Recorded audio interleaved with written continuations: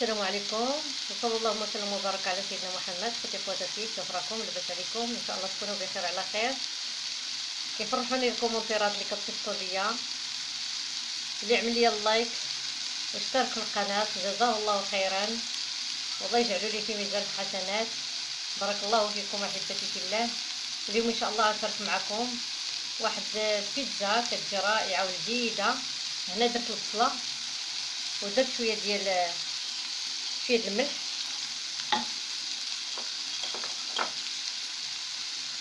شويه الزهر، ديجا درت واحد شويه. هنا كذلك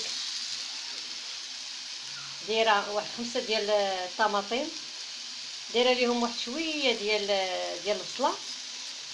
ها كتجي بنينه بهكاك. رشه هذا فلفل اسود او البزار، حتى هي شويه ديال الملح.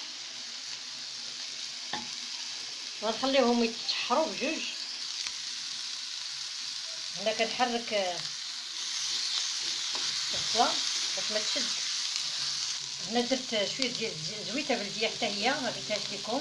وهنا وكذلك هنا هاد الطماطم لاصوص ديال المطيشه. وهنا غادي نديرو شويه ديال النيوره او البابريكا، هذه سميتها النيوره. نديرو شويه ديال النيوره او البابريكا، هذه سميتها النيوره. الفلفله ديك اليابسه كنشريها عند هذاك مول لوازم ديال العطريه وداك الشيء، وكيطحنها ليا في البلاصه، تكون طبيعيه زوينه. طحنها لك قدامك. نديرها شويه الصلصه باش كتجي لذيذه. وهنا عندي واحد شويه ديال الحوت اللي ديجا طيب في الفرن، شرملته هكا وطيبته، كيجي رائع. حوت السردين هذا تحضير مسبق شاط ليا، وقلت بلاش نديرو بلاصه الطون. نتوما بغيتو ديروا الطون ديروا الطون، انا كيعجبني بهذا سميتو السردين اللي كيكون محمر في الفرن وكنفرتتو كيجي زوين. وهنا عندي العجين، غادي نعجن معكم العجين ديال البيتزا. عندي واحد الكميه ديال هذا ربعه تقريبا زلافه عامره ديال الدقيق فرينه الحرش. عندي هذا الحرش احبتي في الله. وعندي شويه الزعتر، شويه الخميره فوريه، شويه الملحه، شويه ديال البيكين باودر او الخميره الحلويات. وهنا عندي شويه ديال خل التفاح، واحد المعلقه صغيره ديال خل التفاح باش ما كتغمناش هاد البيتزا هادي. وغادي ندير الزويته وغادي نعجن كلشي. دابا صاهد الحال، غادي ندير غير الماء عادي.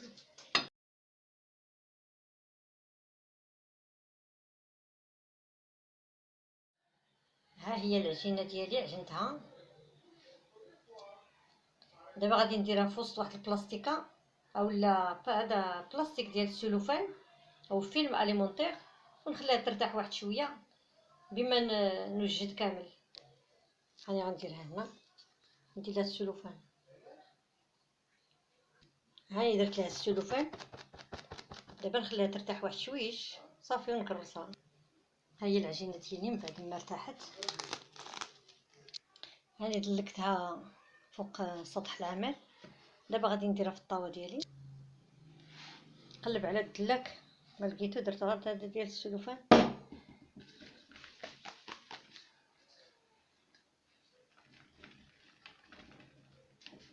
غنثقبها بفورشيط.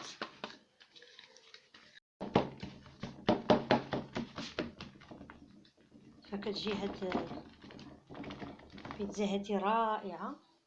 نثقبها بالفورشيط.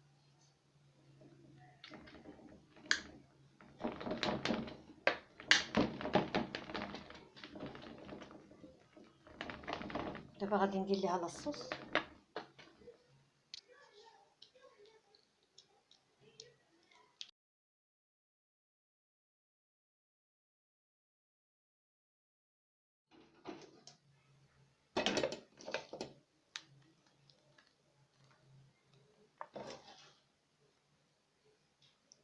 ولا عندكم الفلفله غادي ديروا الفلفله. حتى الفلفله كتجي بنينه، حتى البصله كتبننها، كتجي احسن اروع ما يكون.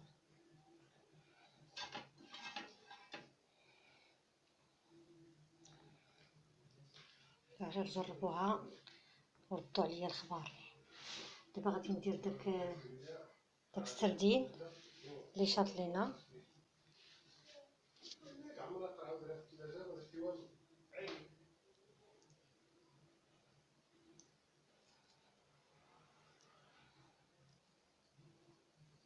فطاب هاد السردين هذا في الفران بواحد الطريقه مذهله، مقرمش تقول راه قليتيه، هو راه ما مقليش، درت ليه الشرموله، طيبته في الفران وخليته، طفيت عليه الفران وخليته كيجي مقرمش.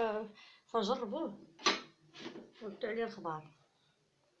دابا غادي ندير واحد شويه ديال الفرماج، الكوك فرماج.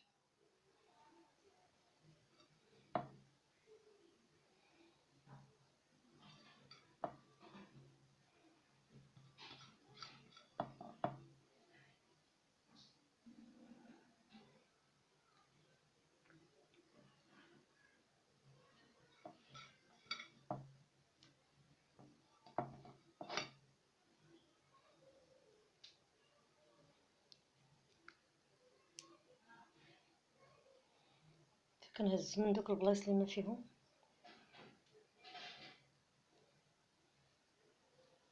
دابا غندخلها للفرن اللي مشعول على 180 دوغري ونخليها طيب ان شاء الله ونقدم عليكم. فهادي غادي نزيد عليها شويه ديال الزعتر، كيعجبني هذا بيتزا فيها الزعتر. وها هي البيتزا فاش طابت غادي نزوقها بشويه ديال الزيتون، ما درتوش معاها من البدايه لان كيتحرق.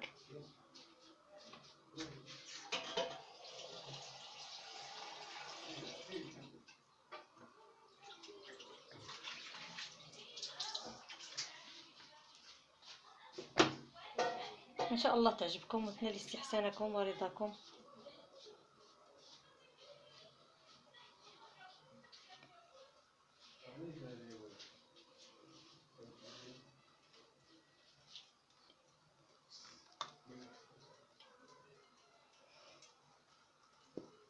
ها هي احبتي في الله، كتجي رائعه، ان شاء الله تعجبكم وتنال استحسانكم ورضاكم.